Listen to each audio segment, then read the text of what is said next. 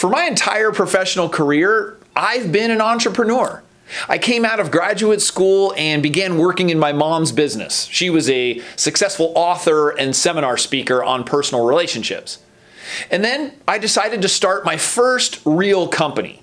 And I say real company because, those little businesses I had in the summers during elementary school don't really count. Then I had a series of companies that I had either started or been involved with over the course of 25 years.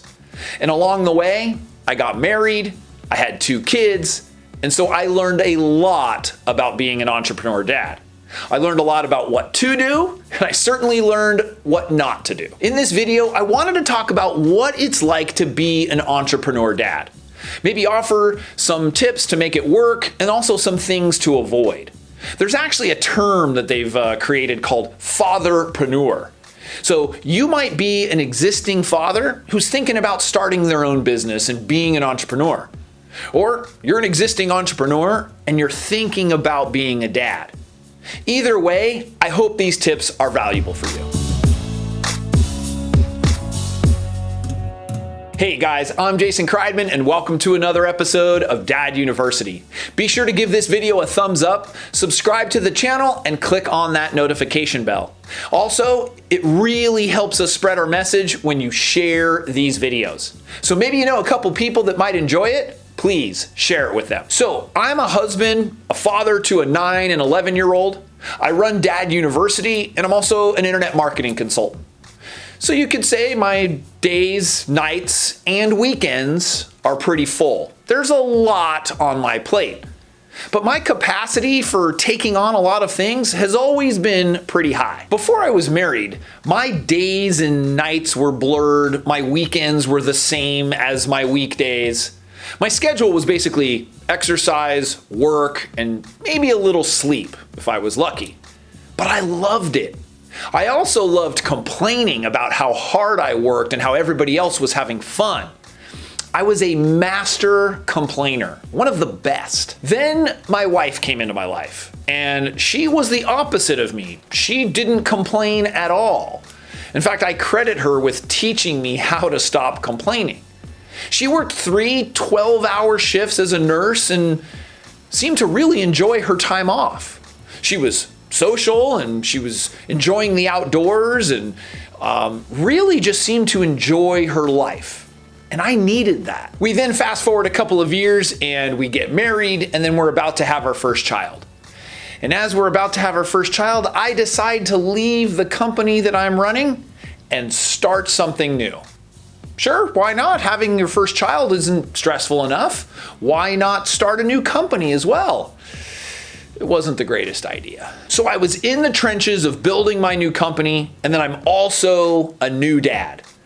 I can tell you that that was not the easiest time of my life. It was tough to handle it all at the same time. However, I definitely learned some lessons along the way that I want to pass on to you. So whether you are an entrepreneur and you're looking to be a father, or you're now a father and you want to go and start your own business and be an entrepreneur, hopefully these are helpful. Number 1, supportive partner. You may not want to hear this, but I'm going to tell it to you straight. If you do not have a supportive partner, it probably won't work. Your dreams of becoming an entrepreneur dad are going to be very, very difficult. Either your business is going to suffer or your marriage is going to suffer. You are probably going to have your own internal battles about how you spend your time, and we'll touch on that later. You don't need another battle going on. And if your partner is not supportive, they may be critical of how you spend your time, how you spend your money, and how you spend your energy. And those are battles that you're just not going to win and stay happy. Because I was an entrepreneur before being a dad, I knew that the person I was going to be with had to be supportive of me being an entrepreneur. And my wife has always been supportive from the beginning. She really believes in me. And so I'm lucky to have that. But if you are a dad and you're thinking about starting your own business and being an entrepreneur, that may be a little different situation. Your partner may not have been aware of your desire to become an entrepreneur when she signed up to marry you. So you're going to have to take that into consideration when you embark on this journey to be an entrepreneur dad. You might need to communicate a little bit more, be a little bit more attentive, and be aware that the dynamic between you may change. Number 2, be home for dinner. My first child was about 2 years old, and I had been working later and later, just really busy with work.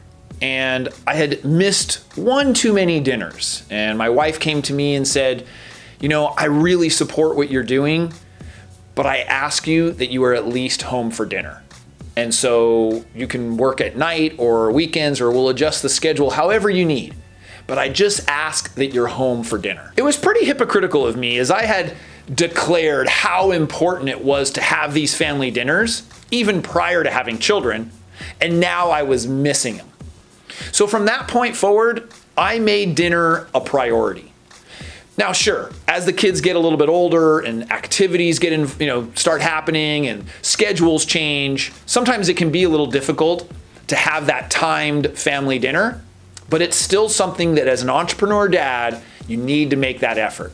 Be home for dinner. Number 3, schedule family time. Being home for dinner is important, but even broader than that is putting your family time on your schedule. You put important meetings at work on your schedule, but your family time is really important. So what I'm suggesting is allocating that time, whether it's nights, weekends, events, put it on your schedule. Now, you don't have to know exactly what you're doing or where you're going, but it's important to know that that time is allocated toward your family.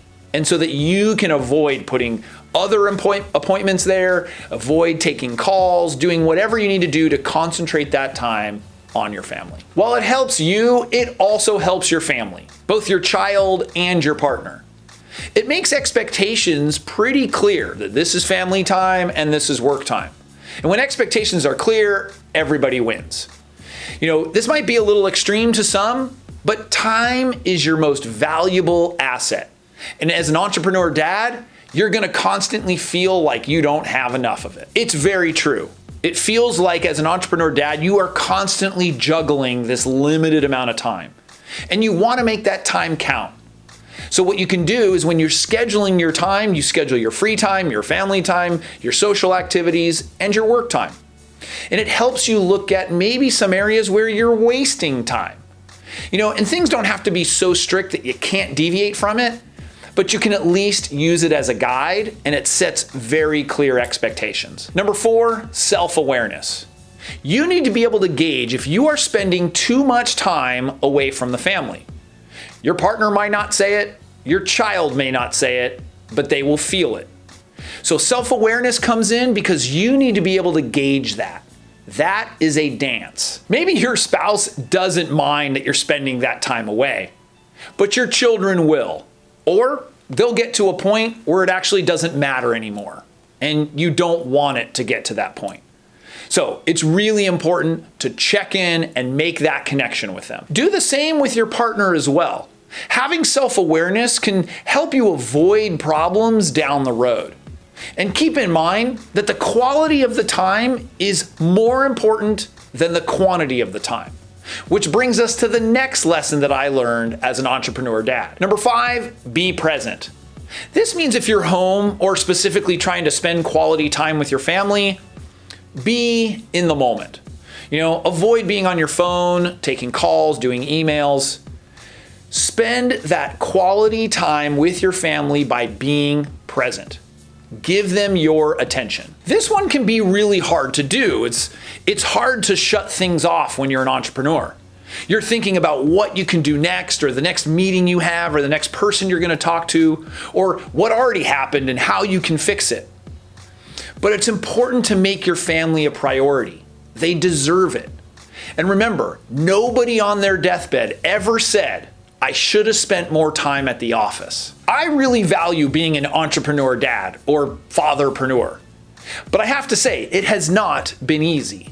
Being an entrepreneur usually involves some kind of risk, And then you have to be able to balance and juggle many different things at once.